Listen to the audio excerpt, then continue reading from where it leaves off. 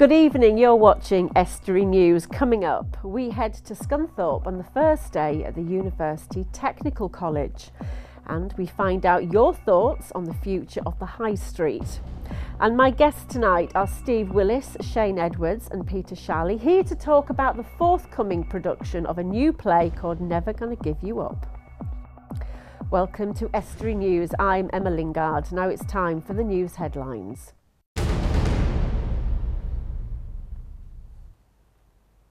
The Humbert UTC officially opened yesterday. 145 students have started studies with an eventual capacity of 600 expected to attend the £9.5 million college. It's been built with anticipation of upcoming projects like the Able Marine Energy Park, and the local council says it's important to fuel demand for skilled workers. I think it will be opportunities for young students to choose where their future careers are going to be. And I know when we're talking to businesses and businesses want to relocate here, that one of the first things they do say is we want skilled workers, highly skilled workers. Landlords are being offered free smoke alarms by the fire service. The move by Humberside Fire and Rescue comes ahead of new legislation coming into force on the 1st of October, which means landlords have to have working smoke and carbon monoxide alarms installed. Martin Corkwell from the fire service says the onus is on landlords to ensure their properties are safe. The responsibility is very much on the landlords to fit smoke alarms and carbon monoxide alarms in their rented properties. And the legislation that comes into force will impose a fine of up to £5,000 for failure to comply. So it really is a very serious piece of legislation, and that it needs to target that sector to make that sector of community safety as safe as we possibly can make it. Ferrens Art Gallery's £4.5 million refurbishment moves a step closer as work to remove around 2,500 pieces of art enters its final stage. The removal of 1,000 oil paintings and 1,500 works on paper will be completed by the end of September, with contractors moving quickly in. The gallery in Hull is to host the Turner Prize and other major exhibitions as part of UK City of Culture 2017, when the gallery will reopen. This is a big project. It's something that I've not had cause to do during my career before, you know, the decant of a full gallery, so especially of this scale and importance. The scale of some of the artworks are either very large or very fragile or both, so we really need to be working with very skilled pairs of hands, which is why we have Crown working with us, who are art specialist handlers and packers, to ensure that we're looking after the collection properly. That's all from me, and I'll be back with more news soon. Bye for now. The £9.5 million Humbert University Technical College opened in Scunthorpe yesterday after a year of building work, with 145 students starting this week. The college aims to take advantage of upcoming investments in the Humber, such as Greenport in Hull, and provide them with highly skilled workers, as we went to find out. Yesterday saw the culmination of a year's building work when the Humbert UTC, based in Scunthorpe, opened its doors. The college comes at a time of increased investment in the Humber region by the renewables industry and aims to capitalise on that. Okay, the UTC is a technical college specialising in renewables and engineering, based in Church Square in Scunthorpe. We are a technical college linked to the University of Hull and many employers local to the region. So our principle is to develop an education based around technical specialisms for each and every student, and hopefully encourage students to take part in engineering and to shape the future of engineering worldwide. North Lincolnshire Council has been welcoming the renewables industry to the area as much as everyone else, and they say that the new college will bring much investment to Scunthorpe in creating a highly skilled workforce. I think it will be opportunities for young students to choose where their future careers are going to be. And I know when we're talking to businesses and businesses want to relocate here, that one of the first things they do say is we want skilled workers, highly skilled workers. So we want to be growing our own students, and so they're going to be first in the line for these, you know, really super jobs that's going to come along. David Shepherd, a development manager at Able UK, which is building the Able Marine Energy Park, says that the creation of more skilled workers is exactly what companies like Able UK will need when its energy park opens. For our company, I think it's very important. We have lots of investors looking at our new port development, and one major kind of piece of analysis they do is on the regional skills. They know there's lots of people here, there's a high population that are all used to hard working, what we call proper jobs, but they need to see the right skills initiatives being put in place now so that we have the people with the right skills when they start to recruit in future. For the college, this is something they really want to capitalise on. There's a great deal of advantages. First of all, looking around the UTC, you'll notice that there's industry specialist equipment at hand which students will familiarise themselves with, get used to using. So when they go out into industry, they're already aware of that and already working with that. But the uniqueness of the UTC and its link to employers means that from week to week, the students will actually be working closely with employers of big companies like Tata Steel, BAE, around Scunthorpe, and so they'll get to know them. In my view, the students actually today came in are at the start of a 4-year interview process. The employers will identify these students, really look at the niche market that they're in, and be able to specialise in with those technical abilities to progress into engineering. Still to come tonight, we find out your thoughts on the future of the High Street, and we have the latest in the local sports news. Now, Never Gonna Give You Up is an original black comedy created by Hull-based theatre company The Three Amigos and Friends in association with Drama Hub UK. As the title suggests, it's a nostalgic journey back to the 80s, and in this clip we see wide boy Dave try his charm on Sharon. I love a good drink, me. Trouble is, if I have a good drink, I might come on to you a bit strong, like. I can't help it now without a drink. I know this might sound a bit cheesy, but it's only because I think you're such a good-looking woman, if you know what I mean. Well, she did warn me you were a bit of a charmer. I mean it. If we stay over, are you sure Mark won't mind kipping on the couch while I jump in with you? What are you like it? Well, joining us now to tell us more about this new comedy are the writers and directors Steve Willis and Shane Edwards. Welcome both to the studio. First of all, whose idea was it to write this? Which one of you? Shane's concept. Yeah, I started all 3 years ago writing it. Okay. And then I'd sort of like drawn a blank. Sort of like in the last 9 months, myself and Steve had got together. And it's all right, sort of when we wrote it and sort of like finally finished it, then we had to sort of like wait for the right people we could cast. Right. And then we knew who we wanted, and we knew there was also involved in other shows. Okay. So we literally had to wait for these people to become available. Right. And then again, make sure they wanted to do it. So what was the inspiration for this? Where did that come from? It's a lot of it's my youth, what I saw as in the 80s.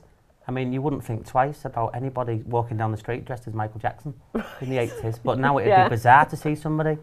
They'd stand out like a sore thumb, but in the 80s, just things that went on. When I think about it now, it's bizarre. And little things that were mentioned, little things that were said, and new things that had come out, and there was like, wow, and we look at them now and we just take them all for granted. It was a bit more personal in the 80s as well, because there was no internet. Nobody was sat glued behind the computer. Yes. People were more interactive. And music brought people together a bit more than it does now, I believe, with all the fashion icons that went with the 80s, and obviously from an industrial point of view, with the introduction of the microwaves and the Walkmans, and that was all newfangled stuff. And like you say, it was a great era for us growing up. There was big changes, like you say, wasn't there, in the 80s? So the characters themselves, are they based on people you both know? Such a subject. I'd like to think it's one of them players where people will relate to these people, or people know people who are like this, or people will go, oh, do you know, I say that. And especially a husband and wife team, do you know, I mean, there'll be a lot of uncomfortable silence that I feel, a lot of like looking at each other and what you're looking at. And I think I'll see it, or they will know somebody, auntie or an uncle, who is this character, or certainly from the 80s. Well, the thing is, like I keep, in the 80s, pubs closed early, people wanted to still have a good time and stuff. So a lot of people used to come back to the house. Certainly my parents, you know, people come back to the house and had a bit of a party and used to put a record on, and we'll put a record on. Well, that seems to have gone now. Everybody seems to be a recluse these days. Yeah. So it was a bit more, with the pubs closing early. I mean, the pubs are open all night now, so people come and go as they please. So it was a bit more close-knit community, I think. Yeah. And nobody had any money as well, so... You didn't have the clubs and everything. That's it, you were able to stay in and drink. Now, you're currently undergoing rehearsals, aren't you? We are. How is it going? Because you actually appear in it, don't you? You're one of the characters. Yes. Shane's one of the main characters. And, not that he written it for himself. Yeah, I didn't. Selfish and all that. When we actually cast it, we had we did have someone, but he was sort of like committed to something else, right. Unfortunately, and there was a lot of personal issues and that, so he wasn't available to do it. So I did it, knowing fully. Obviously, I fully understand the character. Yeah. Being there, he's a bit of a downtrodden guy, but a bit of it is my father. Right. And I'd like to say some of it is my mum, but she'd absolutely murder me. So I'm going to say, for the sake of this, it's definitely nothing to do with my mum whatsoever. But right. when it started to develop and I got on board, we obviously brought in new characters as well. Right. That we both were familiar with. Yeah. Like we say, they're not based on anybody in particular, but whoever's watching it will think, oh God, I know someone like that, or etc. etc. You know. They will know. Well, we're going to have to stop there, but you're going to stay with us, and we're going to do a quick swap round because we're going to continue talking about this play. So join me after the break when we're going to continue talking about this new comedy. We'll also find out your views on the future of the High Street, and we'll bring you all the latest local sports news.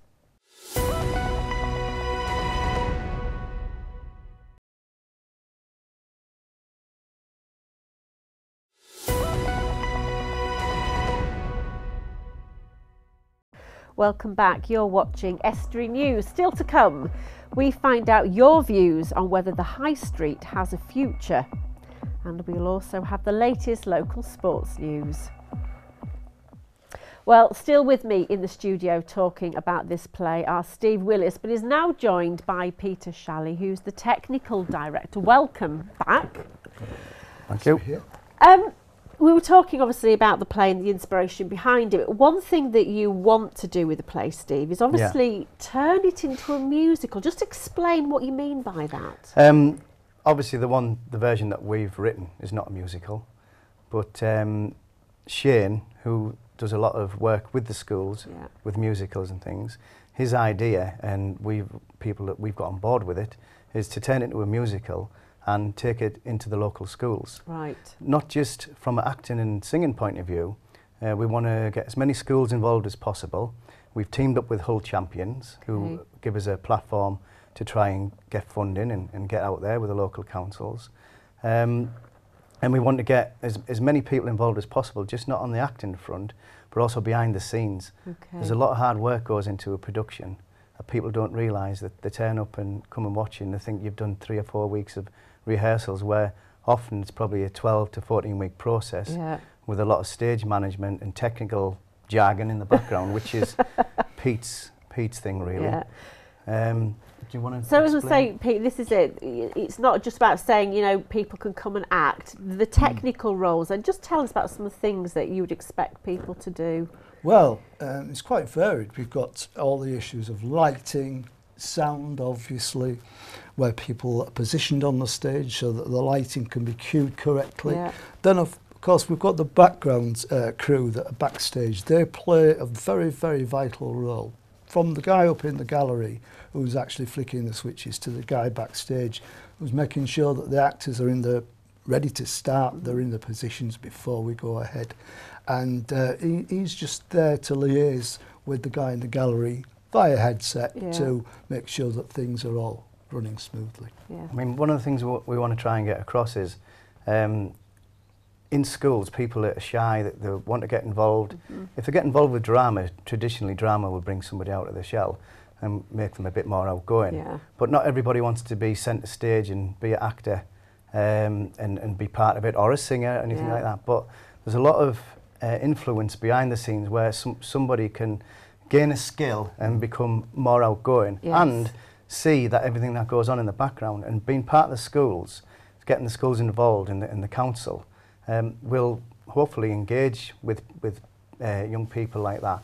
And one of the things we're offering is to actually bring a couple of people to rehearsals to actually see how it goes on. Right, yes. So I was going to say, you know, you're all multi-skilled though, because you perform, direct, do various roles, don't you? So I suppose it's showing that there are many talents at a theatre well, company? Well, we have to, because we don't get paid. It's all for the love of it. Yeah.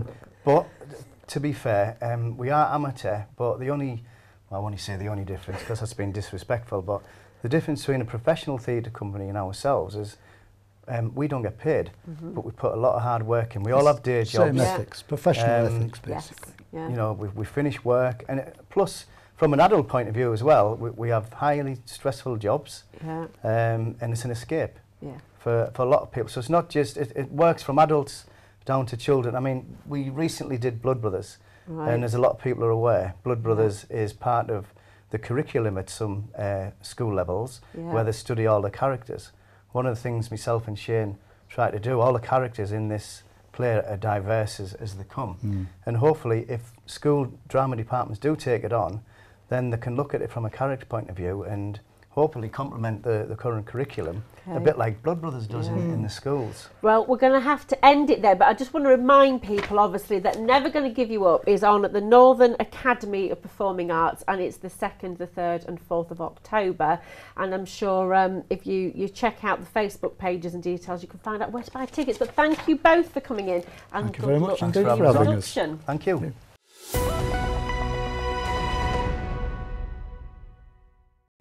As more people shop online, traditional high streets like Grimsby's are being affected, with big name stores leaving.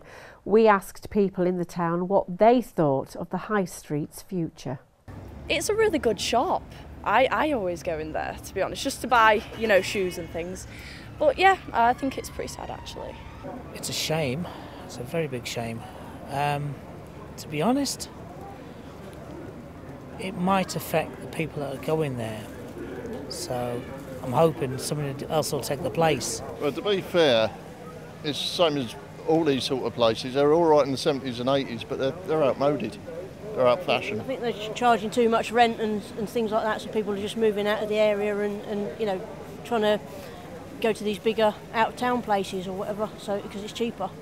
My son's always going there for the shoe, you know, for the trainers and that, and it's nice. It's just the right place for it and all for all the sports equipment. There's more and more empty shops in the markets. There's a lot more stalls empty, so it does seem to be going downhill a bit. I use Sports Direct a lot, although we have got another one out of town, just a little bit further down Victoria Street, haven't we? So no, it's a bit sad, really. I mean, they're all leaving, aren't they? The shop's just like it's getting a bit more difficult to shop because they're all the big shops are just going. Don't know why. I know we're going to end up with is second-hand shops, charity shops, and it's not good for business. Yeah, I think it'd be a bit of a shame. It's quite a good discount store, really. Yeah, it's always got sales on in there. As you can tell by the way I'm dressed, it's a shop I do use quite a lot. So yeah, I think it'd be quite a shame. Like one or two shops have noticed that they're starting to close down, you know. But sign of the times, maybe they shop on the computers, don't they? Joining me now for a daily look at what's been happening is Richard Morris, but I get a feeling we're going to talk about fish. Yes, well, as soon as it's Grimsby. Yes, indeed. Well, indeed. I mean, any viewer who's been watching Estuary for the past half hour will have just seen me present another programme all about fish. Can't get you off the channel. I know. I'm all over the schedules. It's quite worrying, really, isn't it? Yes. Go on. What's been happening? What's the highlight of this seafood congress then? Well, I mean, it's obviously the fact that it's being held in Grimsby. I mean, there's, you know, it's just fantastic for us as a town. It's fantastic for the institute, and it really puts us kind of, you know, back in the centre of, you know, England's fishing heritage, really. Yeah, exactly. Obviously, there are three main themes that they're looking at this year, which we've been exploring in the programmes, which is trade, upskilling and sustainability. I kind of was a little bit confused by what upskilling was to begin with, because it seems like one of those sort of made-up words, but it turns out that it's giving... It is a real word, apparently, but it's giving people, you know, better training and whatever else to newer jobs and moving on in new pursuits. So obviously, we've just had on Timothy Hanson, Chris Leftwich and Mike Mitchell of Young's. And tomorrow we're going to be having on Tom Pickerell of Seafish, Nigel Edwards from Icelandic Sea Chill, and hopefully Sarah Barento of Swansea University. All I'm going to say to you, because we have got some big names, is I hope you're eating more fish. I am. We are meant to eat 2 portions a week, aren't we? Yes, I wasn't aware of this until you mentioned this to me earlier, and I think I do. I've always had quite a lot of fish because my parents have always viewed it as quite healthy. So it's it's become that habit now where I eat a lot of fish anyway. You're interviewing Sir Ranulph Fiennes, the explorer, later tonight. Yes, Are you looking forward to that? I am, but I mean, the last sort of big interview I ever did was, you know what, I've forgotten his name. Now that obviously is a really good interview. I was not watching whoever it was. The former Liberal Democrat Energy Minister, Energy and Climate Change. Don't ask me. The last government. I've completely forgotten his name. This is really embarrassing. But I interviewed him,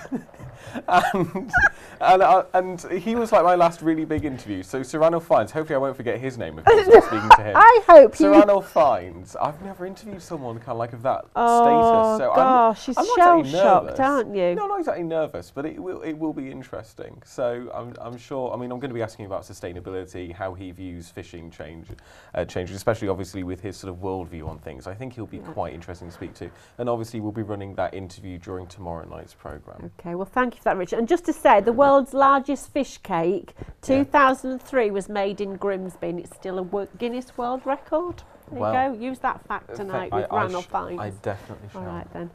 Now it's time for the sport.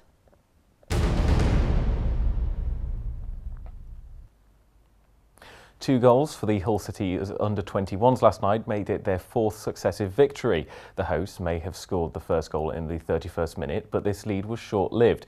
Greg Lewis scored a penalty, while a Jarrod Brown strike in the final few seconds beat Ipswich Town at Portman Road 2-1 on Monday night. Supporters of Hull FC will be pleased to hear that you can vote for your favourite player through their website. Nominations were submitted through fans and visitors to Hull FC retail stores, with supporters ranking their top 3 players of the season.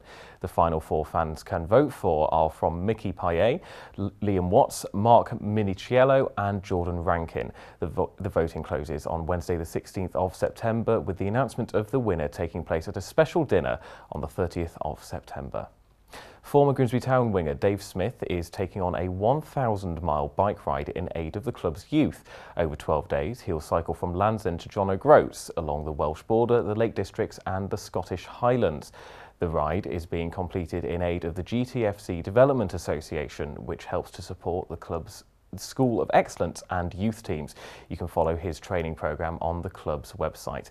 That's all for the sports news for now. If you have a sports story for us, then please email us on sport@estuary.tv or give us a call on Grimsby 01472 31553, or you can always tweet us at Estuary TV or search Estuary TV on Facebook. Bye for now.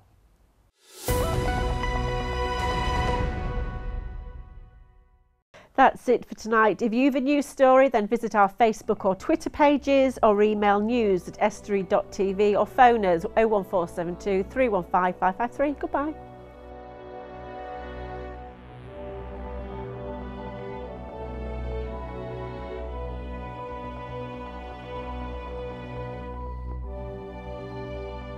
Estuary TV weather, sponsored by Grimsby Institute for a brighter future. Hello and welcome to Estuary TV's weather. Wednesday, a mainly dry day with broken cloud and some bright or sunny spells. An isolated light shower is possible on the hills, freshening southeasterly breeze with a maximum temperature of 16 degrees Celsius. Thursday will be mainly dry with variable cloud, some sunshine and a brisk southeasterly wind.